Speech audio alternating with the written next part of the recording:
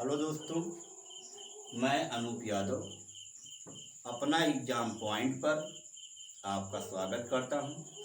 दोस्तों, आज हम आधुनिक इतिहास के दो महत्वपूर्ण टॉपिकों पर चर्चा करेंगे।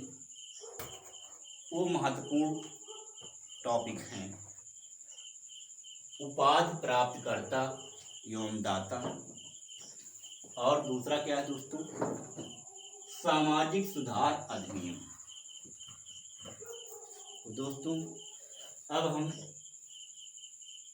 अपने पहले टॉपिक उपाधि प्राप्तकर्ता एवं दाता पर चर्चा करेंगे। दोस्तों, इस टॉपिक को पढ़ने का सबसे अच्छा तरीका यह है कि हम पहले प्राप्तकर्ता पर ध्यान देंगे और प्राप्तकर्ता पर ध्यान देने के बाद इसको हम उपाधि और दाता से रिलेट कर देंगे। दोस्तों, किससे करेंगे? उपाधि और दाता से रिलेट कर देंगे, तभी हम इसको आसानी से समझ सकेंगे। यदि आप इस तरह सीधे सीधे पढ़ना शुरू कर देंगे तो इस तरह से आपकी समझ में नहीं आएगा। आपको पहले प्राप्तकर्ता पर ध्यान देना है और प्राप्तकर्ता पर ध्यान देने के बाद इसको आपको उपाधि और दाता से रिलेट कर देना है। जैसे दोस्तों देखिए, रविंद्रनाथ टैगोर, कौन सी उपाधि प्राप्त थी इनको? गुरुदेव की उपाधि। किसने दिया? महात्मा गांधी। ठीक है दोस्तों, रिलेट कर लिए आपने। बीच में आपने देखा रविंद्रनाथ टैगोर, उपाधि किसने दिया? किसकी उपाधि मिली इनको? गुरुदेव की मिली। किसने दिया? महात्मा गांधी। इस प्रकार से आप रिलेट करके पढ़ेंगे तो आपको कभी नहीं भूलेगा दोस्तों। उसके बाद महात्मा गांधी, महात्मा गांधी को किसकी उपाधि प्राप्त हुई? महात्मा की। किसने दिया? रविंद्रनाथ टैगोर ने दिया। उसके बाद दोस्तों हम आते हैं सुभाष चंद्र बोस। सुभाष चंद्र बोस जी को किसकी उपाधि प्राप्त हुई? नेताजी की। किसने दिया दोस्तों? एडोल्फ हिटलर ने, है ना? एडोल्फ हिटलर ने सुभाष चंद्र बोस को नेताजी की उपाधि दी। है ना दोस्तों? जब सुभाष चंद्र बोस जर्मनी में एडोल्फ हिटलर से मिलने गए थे, उस समय एडोल्फ हिटलर सुभाष चंद्र बोस जी के व्यक्तित्व से बहुत प्रभावित हुआ, उनके नेतृत्व से बहुत प्रभावित हुआ और उसने सुभाष चंद्र बोस जी को नेताजी की उपाधि प्रदान किया। उसके बाद दोस्तों वल्लभ भाई पटेल, वल्लभ भाई पटेल जी को कौन सी उपाधि मिली? सरदार की उपाधि। किसने दिया? बरदौली की महिलाओं ने। किसने दिया दोस्तों? बरदौली की महिलाओं ने दिया।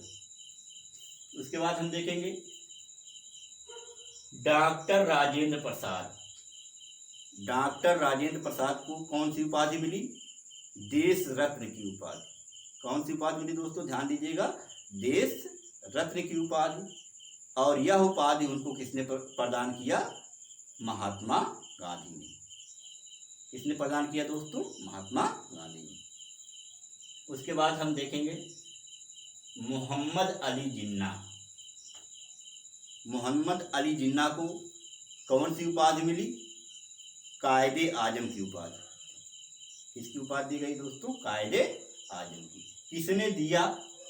तो यह उपाधि इनको महात्मा गांधी जी ने दिया। उसके बाद दोस्तों हम आएंगे सुभाष चंद्र बोस।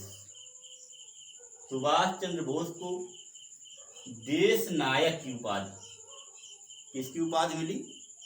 सुभाष चंद्र बोस जी को देश नायक की उपाधि प्राप्त हुई और यह उपाधि इनको रविंद्रनाथ टैगोर जी ने दिया। उसके बाद दोस्तों हम आते हैं स्वामी विवेकानंद। स्वामी विवेकानंद यानी जो विवेकानंद जी थे, उन्हें स्वामी की उपाधि किसने दिया? उन्हें स्वामी की उपाधि महाराजा खेतड़ी ने विवेकानंद जी को स्वामी की उपाधि प्रदान किया।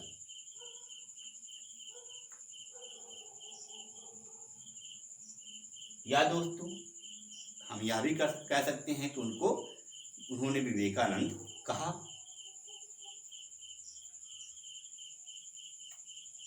और उसके बाद है महात्मा गांधी। महात्मा गांधी को राष्ट्रपिता की उपाधि किसने दिया? सुभाष चंद्र बोस। दोस्तों महात्मा गांधी जी को राष्ट्रपिता की उपाधि सुभाष चंद्र बोस जी ने दिया। उसके बाद राजा राम मोहन राय।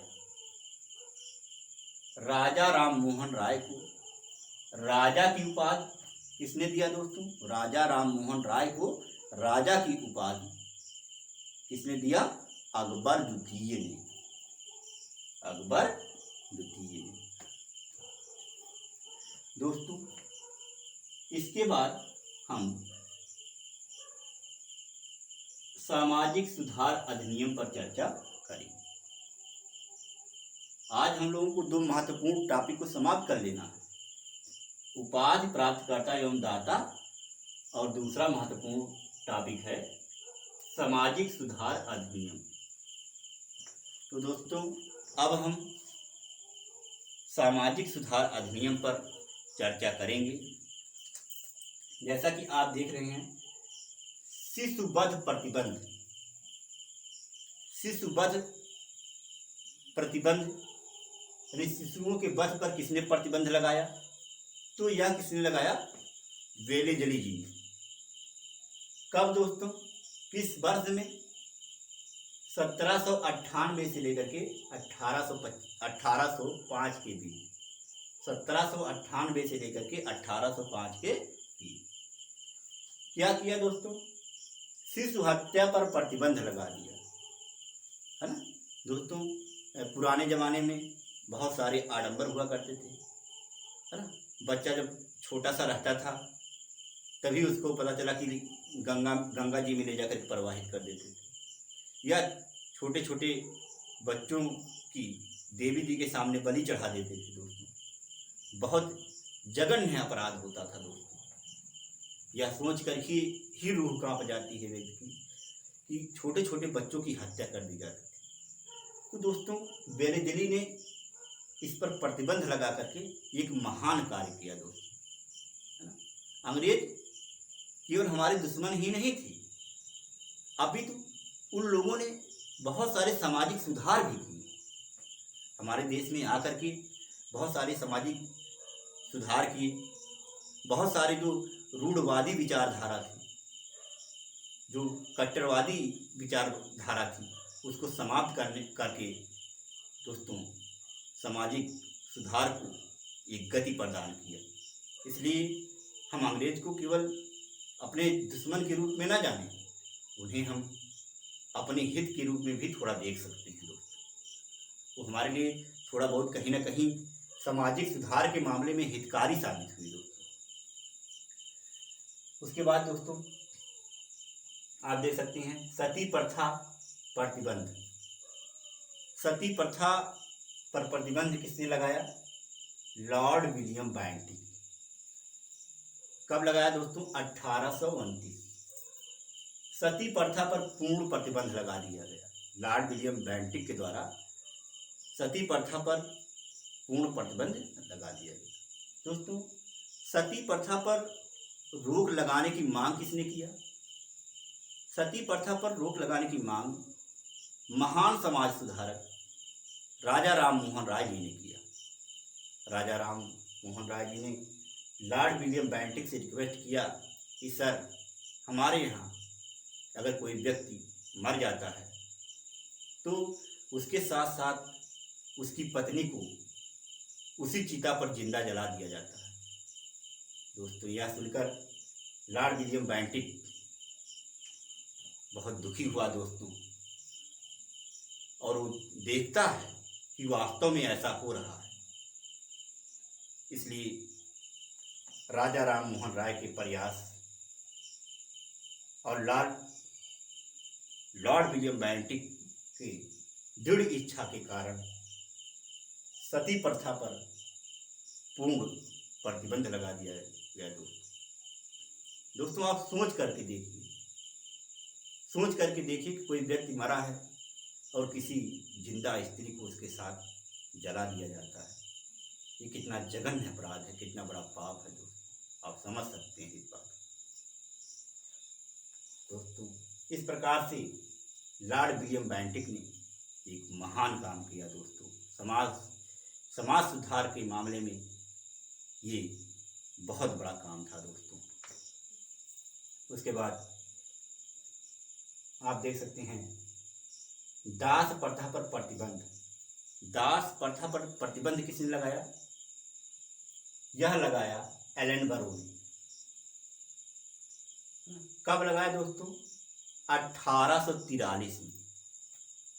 1843 में लगाया, है ना। विषय में क्या था दोस्तों? 1833 के चार्टर अधिनियम द्वारा, यानी कि 1833 का जो चार्टर अधिनियम था उसमें एक जिक्र किया गया था कि सती प्रथा को दास प्रथा को सती प्रथा से करिए दोस्तों, सॉरी, उसमें यह बात कही गई थी कि दास प्रथा को समाप्त किया जाएगा। और इसी को आधार मान करके लॉर्ड एलन बरो ने दास प्रथा पर प्रतिबंध किसने लगाया? एलन बरो ने। सॉरी दोस्तों अगर मिस्टेक हुआ हो, है ना। और किस सन में दोस्तों? 1843। किसे आधार माना गया? 1833 का जो चार्टर अधिनियम था उसे आधार मान करके लॉर्ड एलन बरो ने 1843 में दासता को प्रतिबंधित कर दिया, अर्थात दास प्रथा को पूर्ण रूप से समाप्त कर दिया दोस्तों। दास प्रथा उस समय बहुत भयावह थी दोस्तों। उस समय इंसान को बेच दिया जाता था, इंसानों की मंडी लगती थी, उन्हें एक देश से दूसरे देश में ले जाकर के बेच दिया जाता था, उन्हें बंधक बना लिया जाता था, बंधुआ मजदूरी कराई जाती थी दोस्तों। इंसान का जो जीवन था वो जानवरों से भी बदतर हो गया था दोस्तों, बहुत खराब हालात हो गई थी। और उस हालात को सही करने का काम किसने किया? लॉर्ड एलन बरो ने किया दोस्तों। भारतीय इतिहास में यह भी एक महान कार्य के रूप में जाना जाएगा दोस्तों। उसके बाद आप देख सकते हैं कि हिंदू पुनर्विवाह किसके द्वारा? Lord Canning. कब दोस्तों? 1856 में। यानी इसको आप आसानी से याद कर सकते हैं, 1857 के एक साल पहले, है ना। विधवा विवाह की अनुमति, है ना, विधवा विवाह की अनुमति प्रदान कर दी दोस्तों। पहले यह होता था कि यदि कोई पुरुष मर जाता था तो उसकी स्त्री को जीवन पर्यंत अविवाहित रह करके एक विधवा का रूप धारण करके अपना जीवन जीना पड़ता था दोस्तों। बहुत ही भयानक स्थिति, बहुत ही दुखद स्थिति थी दोस्तों। आप समझ सकते हैं कि एक जवान लड़की जिसका पति मर जाए और उसको जीवन भर दोस्तों, है ना, अकेले जीवन बिताना पड़े तो कैसे घुट घुट कर जीती रही होगी दोस्तों। इसका अनुमान आप लगा सकते हैं, ये बंधक का जीवन जी रही थी दोस्तों। इतना दयनीय दोस्तों जीवन, ना तो वो कोई शौक कर सकती थी, ना कोई श्रृंगार कर सकती थी, है ना। ठीक है, किसी प्रकार का शौक श्रृंगार नहीं कर पाती थी दोस्तों। और उससे लोग बहुत ज़्यादा भेदभाव भी करते थे। जो विधवा स्त्रियाँ रहती थी तो उससे लोग बहुत ज़्यादा भेदभाव भी करते थे। आज भी आप देखते होंगे गांव समाज में, अगर कोई विधवा आ रही है तो लोग रास्ता बदल देते हैं, कहते हैं कि ये विधवा है ना, हमारा कोई काम गड़बड़ हो जाएगा अगर सामने पड़ जाए। तो ऐसा कुछ नहीं है दोस्तों, ये सब एक जो है मानसिक विकार है एक प्रकार से, है ना। कोई विधवा है ना, तो उसका भी सम्मान करना चाहिए, उसको भी सजने संवरने का अधिकार है, उसको भी शादी करने का अधिकार है ना? तो उसका जीवन इस प्रकार से निरीह बना देना ये ठीक नहीं है दोस्तों, है ना। तो इसी को लॉर्ड कैनिंग ने जो है देखिए दोस्तों 1856 में विधवा विवाह की अनुमति प्रदान करके एक पवित्र कार्य किया दोस्तों। एक बहुत ही पवित्र कार्य जो है सामाजिक सुधार के क्षेत्र में ये बहुत ही पवित्र कार्य है दोस्तों। उसके बाद आप देखते हैं native marriage act. Native marriage act किसके द्वारा पारित किया गया दोस्तों? नॉर्थब्रुक। किस सन में? 1872। यह किससे संबंधित है दोस्तों? अंतरजातीय विवाह से। अंतरजातीय विवाह से क्या तात्पर्य है? अलग अलग जातियों में शादी करना। पहले क्या होता था दोस्तों कि आप जिस जाति के हैं उसी जाति में आप शादी कर सकते हैं, है ना। जैसे यादव है तो यादव जाति में ही करेंगे, है ना। कहार कुहार हैं तो कहार कुहार जाति में ही करेंगे, ब्राह्मण है तो ब्राह्मण जाति में ही करेंगे, है ना। इस प्रकार की पहले व्यवस्था थी। लेकिन दोस्तों नॉर्थब्रुक ने इस प्रकार की व्यवस्था को समाप्त करके उन्होंने कहा कि अब अंतरजातीय विवाह होगा, अर्थात कोई भी व्यक्ति किसी भी जाति के लड़की से शादी कर सकता है या कोई भी लड़की किसी भी जाति के लड़के से शादी कर सकती है, कोई प्रतिबंध अब नहीं रहे। ठीक है, तो ये भी समाज सुधार के रूप में एक बहुत बड़ा कार्य माना जाएगा दोस्तों। उसके बाद आप देख सकते हैं age of consent act. Age of consent act किसका है दोस्तों? लैंसडाउन। ये किसने दिया है एक्ट? किसने पारित किया? लैंसडाउन ने। कब पारित किया दोस्तों? 1891 में। क्या किया गया इसमें? लड़की के लिए विवाह की आयु 12 वर्ष निर्धारित कर दी गई। लड़कियों के विवाह की आयु कितना कर दी गई? 12 वर्ष। यह कहा गया कि अब यदि कोई लड़की शादी करेगी तो 12 वर्ष से पहले उसकी शादी नहीं। इसके पहले क्या होता था दोस्तों?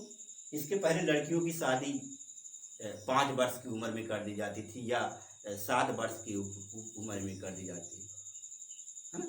तो आप सोच सकते हैं दोस्तों 5 वर्ष की उम्र की लड़की की शादी कर दी जाए, 7 वर्ष की उम्र की लड़की की शादी कर दी जाए, तो उसे पता भी नहीं कि शादी क्या होती है और उसकी शादी कर दी जाती थी, है ना। उसे अपने जीवन जीने का फैसला लेने का अधिकार नहीं था दोस्तों। तो लैंसडाउन ने इस क्षेत्र में एक सराहनीय काम किया कि उन्होंने कुछ सुधार तो किया भाई। जहाँ 5 वर्ष में शादियाँ हो जाती थी, जहाँ 7 वर्ष में शादियाँ हो जाती थी, उसको उन्होंने 12 वर्ष किया। कुछ सुधार किया, आगे और सुधार हो, है ना दोस्तों। आगे जा करके और सुधार होगा। उसके बाद देखिए दोस्तों आता है शारदा एक्ट। शारदा एक्ट किसने दिया दोस्तों? किसने पारित किया? लॉर्ड इरविन ने। कब पारित किया दोस्तों? 1930 में। 1930 में इन्होंने क्या किया? इन्होंने विवाह के लिए लड़कियों की उम्र 14 साल कर दी और लड़कों की उम्र क्या कर दिया दोस्तों, 18 साल कर दिया, है ना, यानी 14 और 18 साल कर दिया। लड़कियों की उम्र 14 साल और लड़कों की उम्र 18 साल। तो इन्होंने लैंसडाउन के अपेक्षा कुछ और ज़्यादा सुधार किया। दोस्तों यदि आपको ये वीडियो पसंद आई हो तो दोस्तों आप इस चैनल को सब्सक्राइब करें। दोस्तों आप इसे अपना प्यार दें, अपना आशीर्वाद दें। दोस्तों अब आप स्क्रीनशॉट ले लीजिए दोस्तों।